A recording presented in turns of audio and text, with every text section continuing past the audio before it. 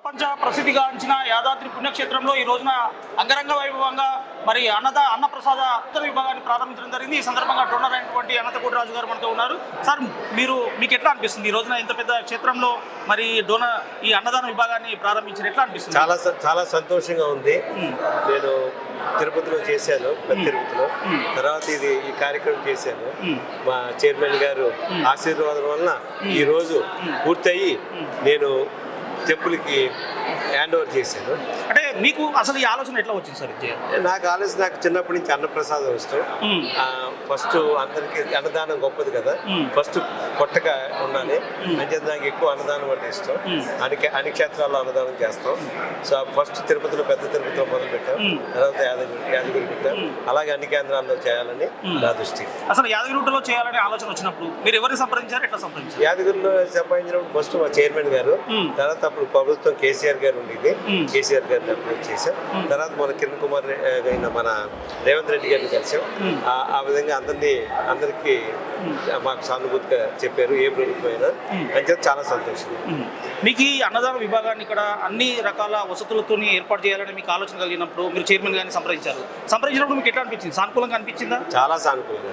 Chairman గారు చాలా support, అలాగే నేను ఆఫీసర్లు, గవర్నమెంట్ అందరూ సపోర్ట్. వాళ్ళందరి వల్ల సపోర్ట్ వల్లే ఈ రోజు ఇది కట్టగలిగాం. తర్వాత ఇది ఇంకా బాగా వైభవంగా అవ్వాలి, పెరుగుతుంది. మేము తిరుపతిలో చూసాం, అదే విధంగా ఇక్కడ కూడా పెరుగుతుంది. నెక్స్ట్ 10 years లో ఇది చాలా గొప్పది అవుతుంది.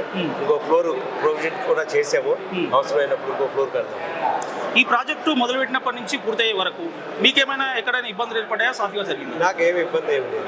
మేము టైం తీసుకున్నాం, జాగ్రత్తగా కట్టాం.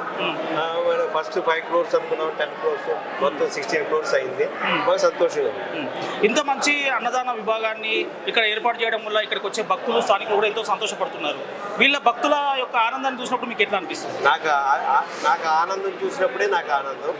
భగవంతుడు మనం ఎలాగా గుళ్ళో చూస్తాం, భక్తుల్ని మనం భగవంతుడిగా చూస్తాం. అంటే దాన్ని చూసినప్పుడు నాకు చాలా ఆనందం.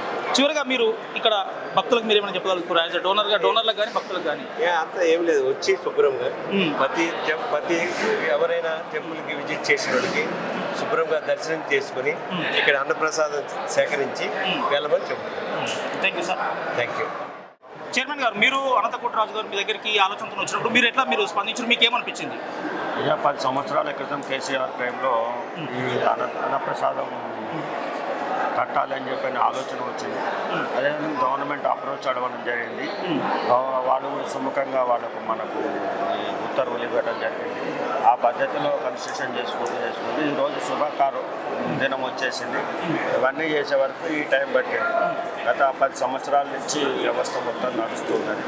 చాలా మనకు అతను 5 కోట్ల వరలో ప్లాన్ బడ్జెట్ పెట్టుకున్నది. మన పెరుగుతున్న కొలది పాపం సుముఖంగా, సంతోషంగా 16 కోట్ల వరకు ఉద్దేశించి విత్ ఫర్నిచర్తో సహా మొత్తం 20 కోట్ల వరకు ఈ యొక్క కార్యక్రమం అనేది జరిగింది. చాలా ఆయనకు మన దేవస్థానం నుంచి చాలా రుణపడి ఉన్నాము. మన దాంట్లో దేవస్థానానికి పెద్ద డోనరు అంటే అనంతకోటి రాజు గారే అని చెప్పచ్చు. మనం ఇప్పటికీ కూడా చాలా సంతోషంగా మనకు అన్ని వసతులు, అన్ని ఏర్పాట్లు, ఏది అవసరం ఉన్నా కానీ ఆయన అప్రోచ్ కావడం జరుగుతున్నది. వాళ్ళ రాజుగారి కుటుంబానికి ప్రత్యేక ధన్యవాదాలు చెప్తూ స్వామివారి యొక్క కరుణ కటాక్షం ఎల్లవేళ్ళ ఉండాలని చెప్పి కోరుకుంటున్నాను. Thank you sir. Like and subscribe.